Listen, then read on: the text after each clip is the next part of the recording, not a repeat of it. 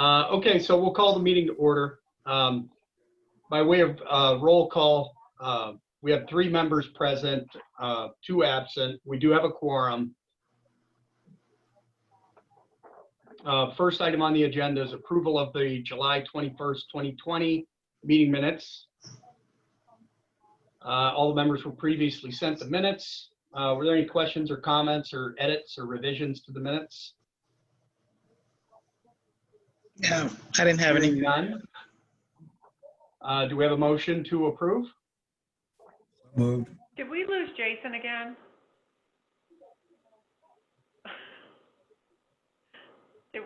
I think he's off the list. It seems like he got kicked off or something of that nature. He had one thing that says hello stuck in the lobby. Did anyone ever see that? He said stuck in the lobby. Yeah, he said hello, comma stuck in the lobby. Question mark. Oh, there he is. Oh. Okay. Yeah, I don't know what that was going on. Sorry, I'm having connectivity issues. Okay, well, and for Jason's benefit, we did just open the meeting in case you got kicked off right when we were doing that. And we are looking at the approval of the minutes, the July minutes. We have a motion to approve from Rich, and I'm looking for a second. Second. Second from Erica, thank you. All in favor? Aye. Thank you. Minutes are approved. Next up on the agenda is just a notification of a replot. It's a replot at 937 East 29th Street. Jim Welke is here, the surveyor. He can give a brief explanation of it. I know we had some informal discussion before we called the meeting to order.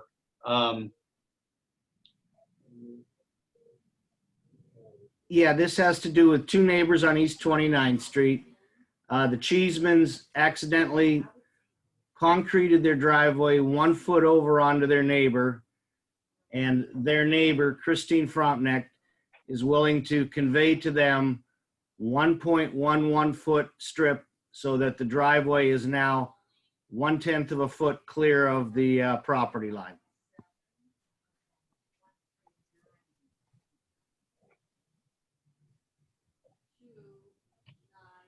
Yeah, it's been our past practice. I'll entertain a motion to approve the replot. So moved. And a second? I'll second. Okay. We have a motion and a second to approve. All in favor? Aye. Thank you. Next up is the proposed zoning ordinance amendment that we previously reviewed last month. There's been a couple of changes, revisions based on our conversation.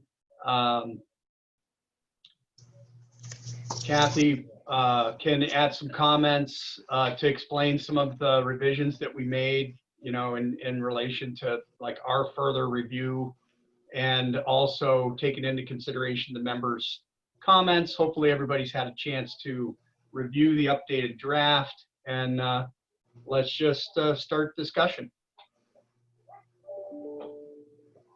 Jake, if that's appropriate, I'll talk a little bit about the changes that we've made from the last draft. Some of them are in response to some of the questions the Planning Commission had, but a lot of it was just sort of a second set of eyes on it. We removed there was a original standard where it would have applied a buffer area from things like schools, churches, daycares of 500 feet, and after we discussed that, we felt like it was going to be too challenging to try to monitor that circumstance, and felt like instead a better approach would be to remove some of the districts, actually most of the districts where these uses, after-hours clubs and dance clubs, would be permitted. So that's a better and much easier and more efficient way of trying to monitor this. we also felt that with the licensing procedure process that's now in place, so all of these businesses would have to get licensed and inspected every year. Part of the licensing standard is that they would have to meet all zoning requirements. So in the case of a required 500-foot buffer, if they met it one year and a daycare opened up beside the dance club or the after-hours club within that year, are they now out of zoning compliance and therefore could not get their license renewed? Just felt like it was going to be too unwieldy and very challenging to monitor that. So instead, decided to take the buffer area out of the equation and instead just allow these uses as special exceptions in only 2 of the commercial districts, that being the C3 Central Business District and the WC3 Waterfront Commercial, which is the more intense zoning districts for commercial. The one question I did note, and when I was reading this, and it doesn't matter how many times you read this, there's always going to be some things that you find. Jake, I did note that a special exception in the WC3, which requires every use to be a conditional use approval, instead, is there a process now where uses get special exception review by the zoning hearing board and then go to city council for conditional use? Or is that perhaps something that we just need to eliminate and have it all go through conditional use? You don't have special exceptions now in waterfront districts. You do? You do not. Okay. So I think it's something that we overlooked. So that probably just needs to be added, that it's either going to be a special exception within the central business district or a conditional use within the waterfront district. But that's implied because every use in the waterfront district is a conditional use. Is that accurate, Jake? Yes. Okay. I mean, I think that moving forward, there's been some discussion on possibly amending some of the uses in the waterfront districts and perhaps pull some of the uses out from all having to go through the conditional use process, but that discussion hasn't really occurred. But it is something that I think should be considered. There are definitely some uses that probably should just be permitted in the waterfront districts that would be exempt from the conditional use process. And of course, a lot of the uses that are more intensive commercial uses should probably still go through conditional use for the waterfront districts. But yeah, having the special exception, that's obviously not currently listed. I don't know if it makes sense to basically have that be the only waterfront use that is kind of pulled out of that whole conditional process. So I suppose it probably would make sense to just have that listed as a conditional use in the waterfront district. Does that sound reasonable to you, Kathy? Yeah, that's what I was, right before the meeting, I saw that and thought, well, we should just pull it as a special exception because you don't have those in the waterfront district. They're all conditional use approvals. And for those who aren't familiar, special exception uses go to the zoning hearing board for review and approval, and conditional uses go to the city council for review and approval. Conditional uses, as I recall, also require planning commission review as well.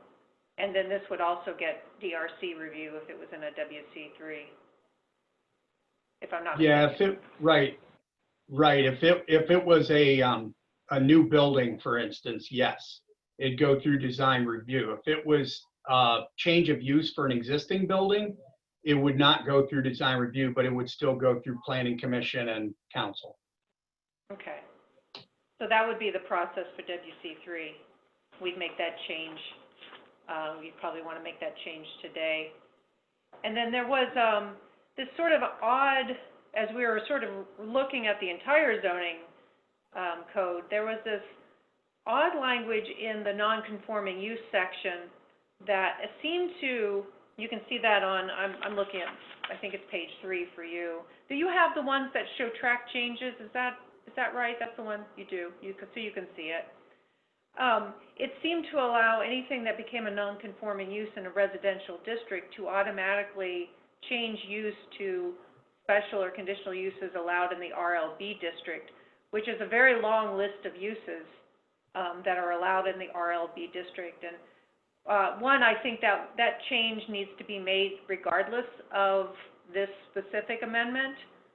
It's really quite open-ended and allows a lot to happen within residential districts that I don't know anyone's used it, but not quite sure why it even exists. But we certainly wanted to make that change with regard to this amendment because there's some of these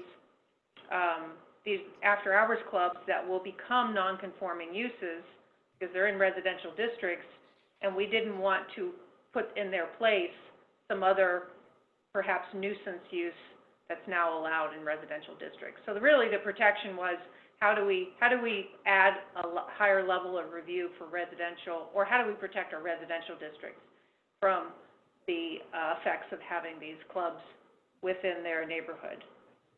So that's why we made that change as well, and that change would be applicable to any non-conforming use in a residential district. Yeah, and just as far as some background on that. Those are the changes since we saw it last time, unless I'm forgetting something, Jake. No, I think you captured the main items that would have amended what was looked at last month. And just as far as the paragraph you mentioned that we're talking about striking from the existing ordinance, it's in my experience with looking at this change of a non-conforming use in residential districts to then refer to that RLB list of permitted uses. Generally what we've seen is things like there might have been formerly like a studio or an office that was a non-conforming use in a residential district, and then the properties went up for sale, or maybe it was being leased and somebody had an interest in doing something like opening a beauty salon in the former office space. And that paragraph would accommodate something like that because it's a change of a non-conforming use. And in a residential district, which kind of, it sort of allows them to not have to go through the zoning hearing board approval process. We do have another paragraph following that does allow for a change of a non-conforming use, regardless of whether it's residentially zoned, that does allow that change of a non-conforming use either administratively or by going in front of the zoning hearing board. So this is kind of a redundant, it is kind of redundant language that sort of creates that allowance for residential districts, but it doesn't really need to be there because we have another provision in the ordinance that says you can do a change of non-conforming use, but for it to be approved administratively has to be a very similar use and meet a couple of other conditions. Otherwise, it's going to be referred to the zoning hearing board anyway for their approval. So I think removing this paragraph it doesn't really deny people the ability to change a non-conforming use. It'll just be looked at more uniformly throughout the city, regardless of whether it's in a residential district or not. I have a quick question, and I may just be nitpicking. I just didn't know what the intent was behind this. Under the bottle club definition, we talk about establishment operated for profit or gain, in which alcoholic liquors or malted brew beverages are not legally sold, but where the such alcoholic beverages or liquors may be provided by the operator or the agents or employees of the operator for consumption. That's a little bit different than BYOB. That is where the actual, owners can provide the alcohol, even though it's not being sold. What was the intent behind that? Why not just leave out, why just make it that it's provided for the patrons to participate, that they can bring their own bottle? Why do we include that the owners or operators can actually serve the alcohol without compensation, of course? I was just curious behind the thought of that, because there's no liquor license needed for that because they're not selling it. So what was the intent behind that?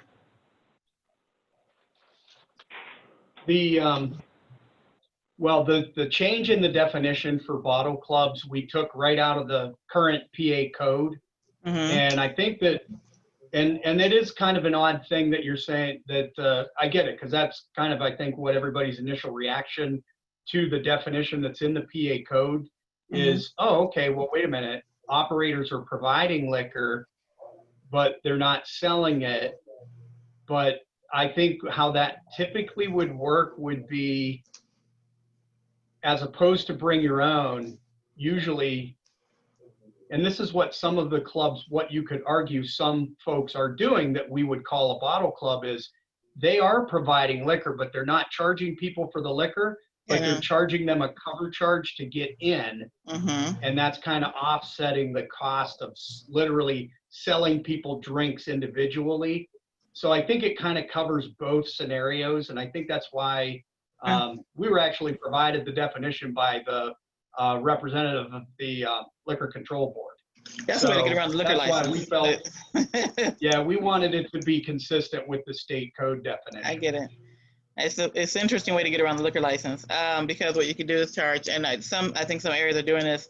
They're having clubs where you can charge like a monthly fee where you go there and, you know, you have your liquor there. Either or they serve you what they have, but they're not charging you for it. Nudge, nudge, wink, wink. I have a problem with that, but that's just an interesting provision. Yeah, but there's a fee. Yeah, right, exactly. There's a fee, whether it's an entry fee or a member fee. You're right, fee, and that's the game. That's the monetary game. Yeah. You know, they're collecting fees somehow. Yep. Okay, so we just took that from PA. Okay.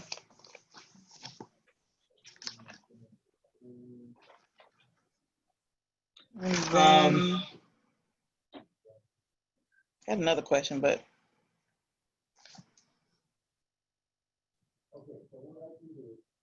I did have one other. We were having some further conversation about the draft, and one of the things that had come up when we were looking at the ordinance was where commercial recreation facilities are permitted. And it's kind of odd that right now commercial recreation facilities are permitted in an M2 district, but not in an M1 district. And that kind of, I don't know why that decision was made whenever it was made. It's obviously been that way since at least 2005 and maybe the ordinance prior to that. So one of the things that I thought of as well, Kathy mentioned that to reduce the number of zoning districts where we're going to allow after hours clubs and dance clubs, do we want to consider allowing those clubs in one of the manufacturing districts like, you know, M1 or M2? Since commercial recreation is allowed in M2, I kind of think commercial recreation we should probably allow in M1. But would we want to consider doing the same thing with the clubs? It does give them a little, you know, another option, but it's also limits. You know, I'm just thinking somebody might want to, it could be a reuse for a prior manufacturing facility to have, you know, like a warehouse type club that probably would have a buffer around it, probably would have off-street parking, not necessarily, but there could be some opportunity for development in one of the manufacturing districts that would have very little impact on the surrounding neighborhood. So I wanted to throw that out there and get people's thoughts on that as well. And this would be for, you said, commercial, what did you say, commercial recreation only? Yeah, the one thing and also for the club. So in other words, the Article 2, where we're talking about adding after hours clubs and dance halls as special exception uses, do we want to consider adding like M1 to that district list for them to be a special exception there as well? And as I recall, when we were talking about that, Jake, it was, initially it was around this idea of creating a buffer area and allowing it in a number of different districts. And I think what we talked about was a lot of times, and as many of you know this, you know, you can't exclude a legal use from your community. So you have to allow it somewhere. And in those cases, a lot of times it's adult regulated uses that communities really are nervous about allowing in their neighbor or in their city. They'll allow it in an industrial district. It's far enough away from residential. You don't necessarily have to worry about being buffering from churches and schools. And so that's usually just like the go-to district that you would put something like that in.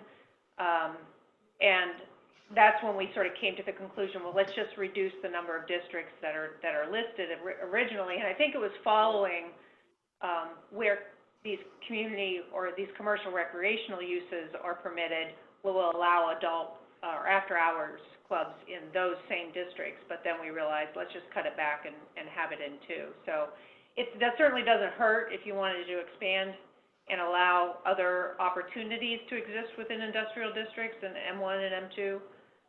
But that's, you know, that was sort of the history of where those conversations were headed, and we were really looking at how do we allow this use, but also limit where they can occur.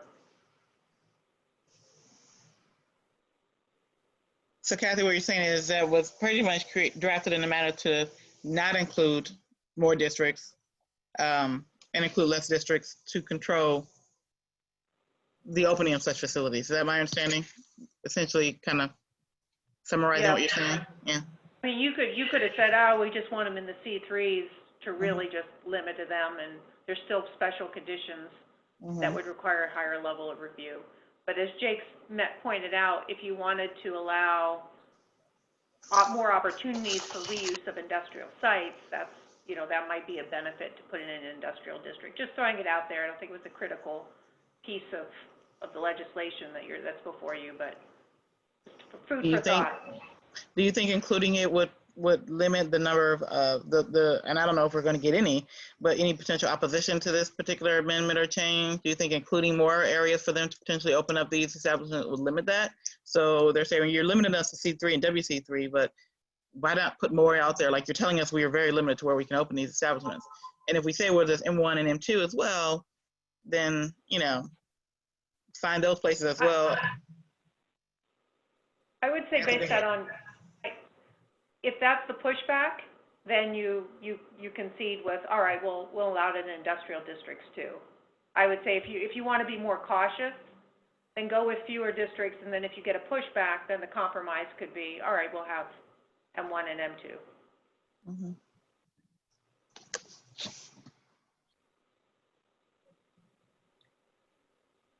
That's a strategy. That's one strategy I should. Yeah. I don't think you and would. that's- Maybe Jake. Sorry, Jake. Go ahead. Well, and the question is always, I keep looking this way because I have a big zoning map sitting on the wall. And, you know, so I'm looking at the physical areas that we would be talking about. And, you know, based on the size of a lot of the parcels, you know, M2 takes up a lot of space. But most of the M2 districts are very large parcels. Not all, but most. They're larger operations. Obviously takes in the entire railroad corridor. And M1, typically the M1 districts are adjacent to the M2 districts, and in some cases are kind of sort of a buffer between M2 and some of our residential zones, but not always. So M1 would be obviously smaller areas, smaller lots.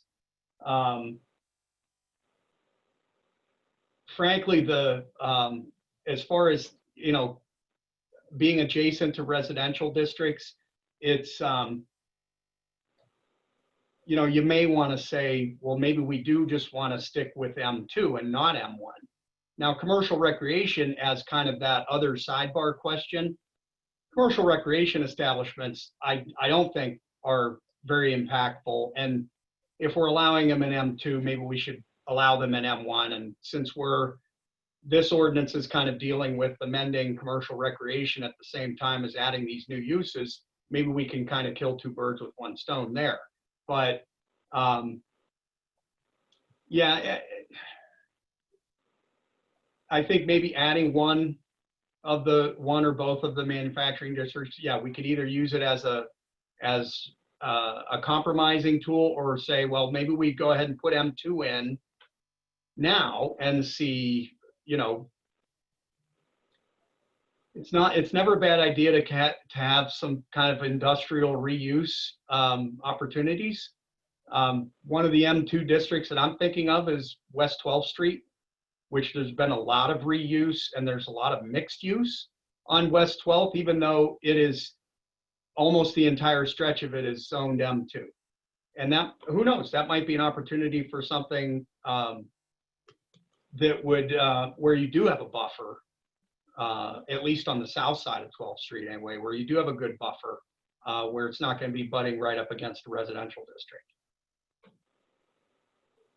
So, but I have the benefit of staring at this big map next to me, so you have to dig around. You have to go to the back of the book or go online to look at the map to see what I'm talking about. And yeah, and then yeah, I'd like to get your thoughts on it.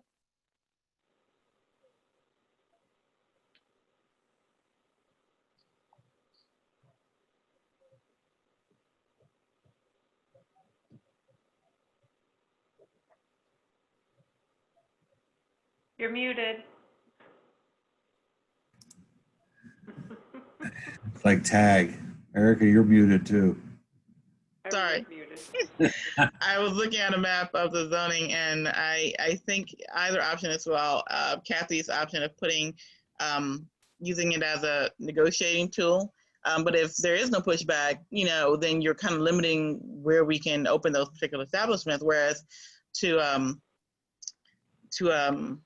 Jake's point, if we actually put one in there, at least we're giving more options, and giving people more options to open these establishments. That's not saying we're going to get a ton, but at least they have somewhere else to put it other than the C and the WC. So I would probably go with Jake's option. At least put one in there, and then hold the other one back as a bargaining tool if we get a lot of pushback. That was just my opinion. I don't know what ultimately you all want to decide. Well, there's hardly any harm with bringing M2 in, given the nature of the use. And Jake, what's the essential difference between an M1 and an M2? Well, I mean, essentially the difference is M2 is generally, you know, reserved for the heavier industrial uses.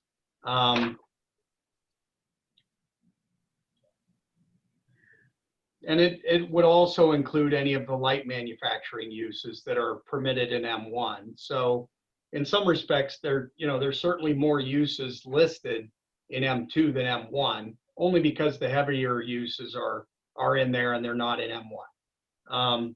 But they're very similar as far as the list of permitted uses. They're very similar, other than the more heavier intensive uses. Sure.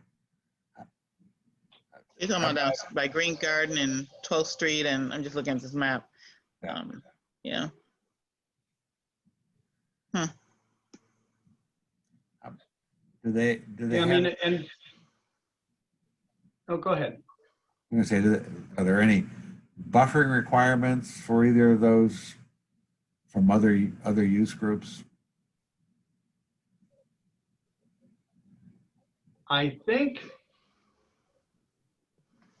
we do have some general buffering or screening requirements for any commercial or industrial use that's butting up against a residential property.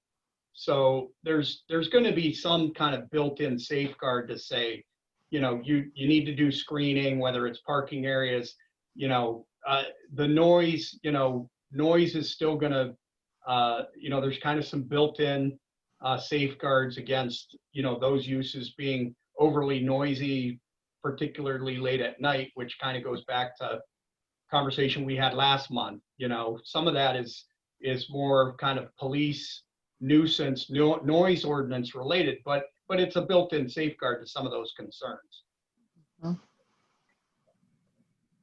Yeah, I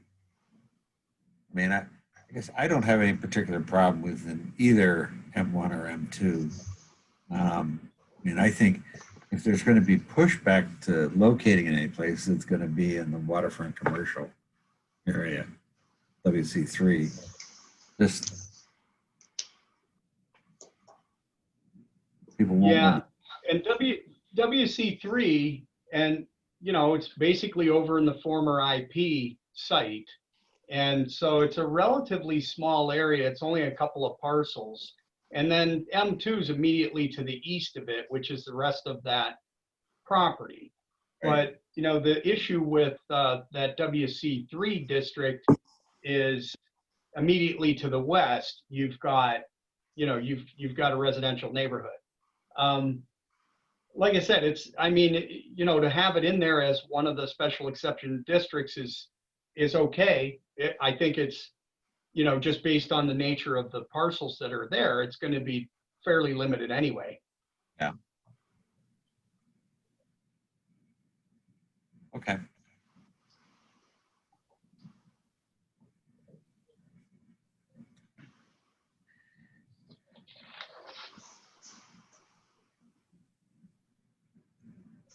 Jason, do you have any thoughts on just kind of while we're on the topic of listing the districts where those uses would be permitted? Have any thoughts on kind of this, just the last couple of things we've been discussing as far as adding potentially M1 or M2? I think M1, M2 makes sense to me. I have no concerns. Okay. Yeah, initially, I guess I was thinking, well, M1, there isn't like heavy industry that's going to be involved with it. But the more I look at the map, the more I think maybe M2 is a better way to start. And then if people are saying, well, hey, what about this? Then maybe we add M1 afterwards, if need be. Fine.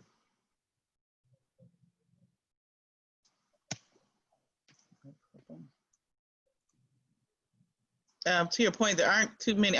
There are M1s around, but there aren't too many. They're so small. They're interestingly scattered throughout the M1s. Looking at the map I have, the light purple. Yeah. Kind of.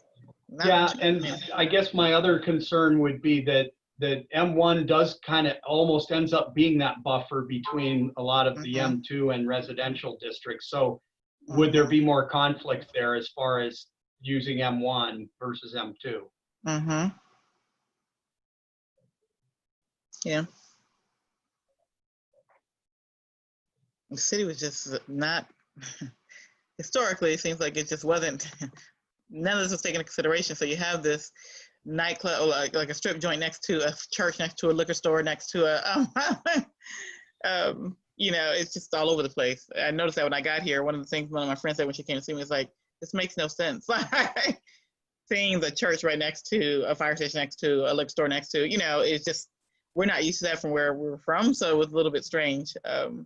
But we're working to change that, to fix that. So yeah, well, in some respects, this is more, our zoning map is very much like any other city. It's Euclidean. Let's separate all the uses, and then now new urbanism would say, well, we now do want to kind of get to where we have these mixed use districts where a lot of those uses are together.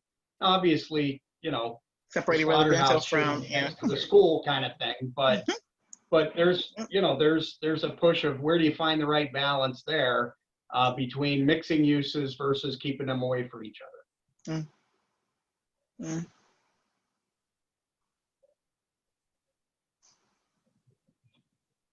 But I think at this point, I think it sounds like there's support to throw M2 in to the list of special exception districts. Yep. Kathy, you okay with that? Sounds like. Yep, I don't have an issue with that at all. You're being very generous. You can show that. Yeah, yeah, we're trying not to be too exclusionary. And because I think somebody could argue, well, that WC3, number one, they have to go through conditional use, and there's probably not a lot of opportunity there anyway. And so then basically what you're saying is we're only allowing them where we're allowing bottle clubs, which is downtown. And yeah, I think there's opportunities there, but at least this opens the door a little bit, and there might be a couple of good reuse projects, who knows, that come out of it.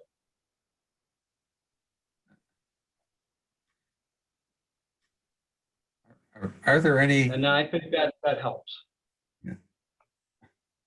are there any of these institutions that currently exist that aren't problematic?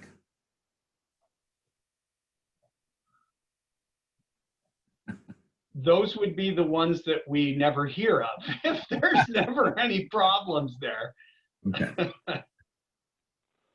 Well, you bring up a good point, Rich, is that we wouldn't know because businesses don't register in the city, so you don't really know about them unless you patronize them or get complaints about them.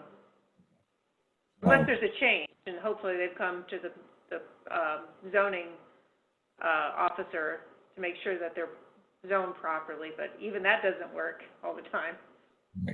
Right. Okay. So that the big intent is to initially regulate these and say where they can go. And that's where the pushback will come, is somebody's got one in their basement. And okay. Well, and then they'll be considered a non-conforming use if they happen to be somewhere other than the C3, WC3, or M2. They'll still have to get licensed now, because that went through city council. Yeah.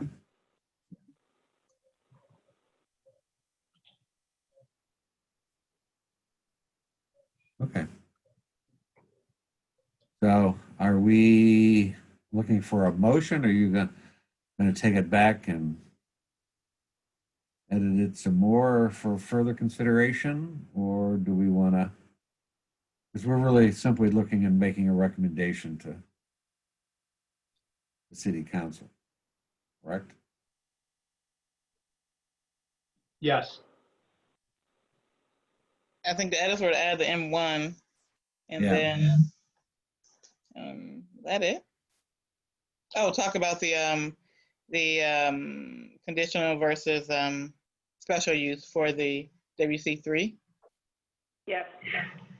Mm-hmm. Yep. So we're changing WC3 from special exception to conditional use, Yes. just to That's be correct. consistent with the rest of the uses there. Yep. Yeah. And I can amend that language in the draft.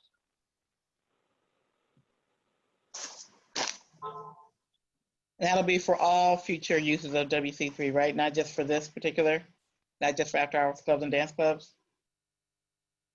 Yeah, correct. They're all conditional uses now. And then, if we do a more comprehensive rewrite, that would be the opportunity to decide, are there uses in those waterfront districts that should be pulled out of conditional use and put in as either permitted or special exception uses. I think some uses, we still may just want to change them, not necessarily make them permitted, but take them out of conditional use and put them into special exception. So at least there's a public review process, but not necessarily the full-blown going through council process.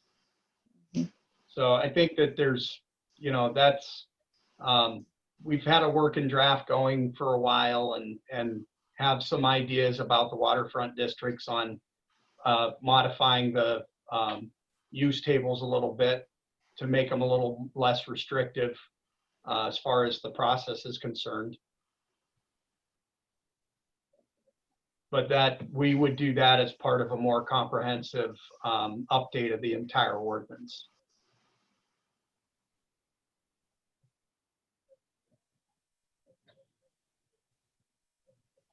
Okay. Okay. I'll make a motion to incorporate those recommendations and recommend it to council. I will second it if we're clear what those recommendations are, which I think we are.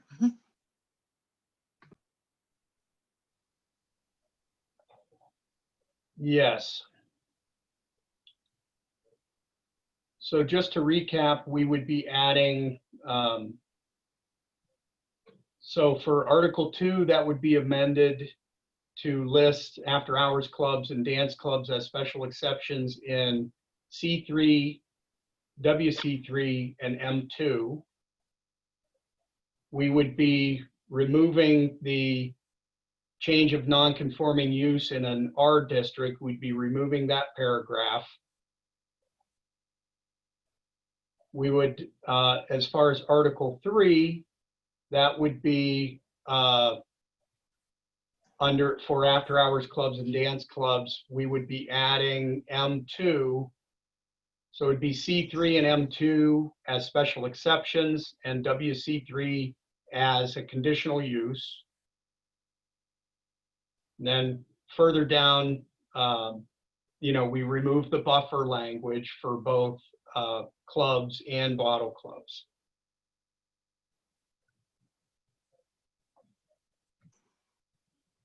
And that's what the current draft would be.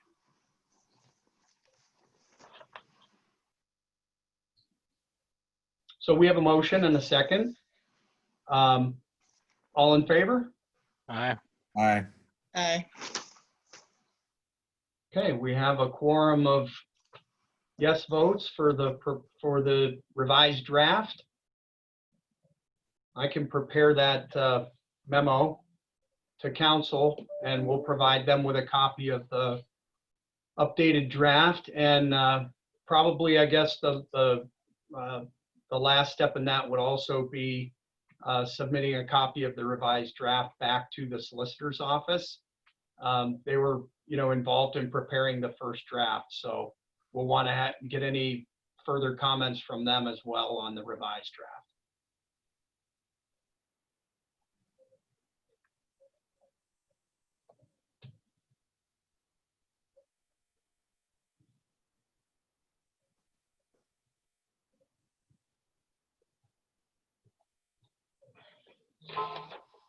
The only thing I didn't mention, I don't know that it's necessary right now. Did we want to do anything with the adding commercial recreation as a, I think it would have been a permitted use in M1. We don't necessarily have to address that as part of this update.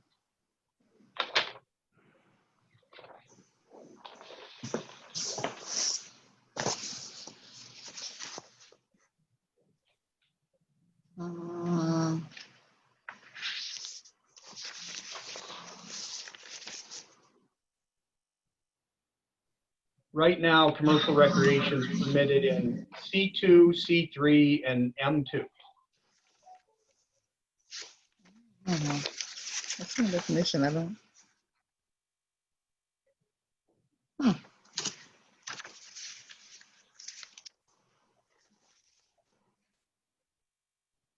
I'm ambivalent. It could be, you could add in one, it just gives them more options. Those are dance halls, indoor concerts, psychic readings, computer use, golf courses, bowling, ice skating, swimming pools. The golf course is an interesting one because if anyone ever wants to open a Top Golf, one of those in one areas would be a great place to do it. Yeah. And well, and keep in mind, we're taking dance hall out of that definition for commercial rec. So, but yeah, I agree. I think a lot of the other uses, there may be some buildings in the M1 districts that might be good candidates for reuse, and we're already allowing it in M2. So why not M1? Yeah. I don't have any problem. And I think, pardon me? I don't have any problem if you want to Add in one. do that. Yeah. Add commercial recreation Okay. in one. Okay. Yeah. Yeah, I mean, I agree. it's kind of related to this, and So in some respects, I think it's, we're looking at that kind of group of uses and saying, well, let's make sure that commercial rec is kind of given its due as well.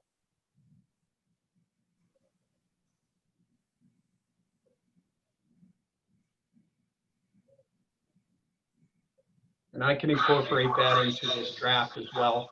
After I make the changes to the draft, I'll resend it out to everybody just to make Okay. sure I didn't miss anything. Okay. All right. Okay. Mm-hmm. Any other items to discuss? Mm. We have a motion to adjourn. So moved. Second. Thank you, Erica Mm-hmm.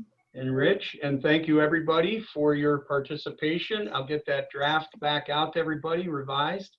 And thank you again. Thank you. Enjoy the rest of the day. You too. You too. Good one. Bye, everyone. Bye, Kathy. Bye, Jason.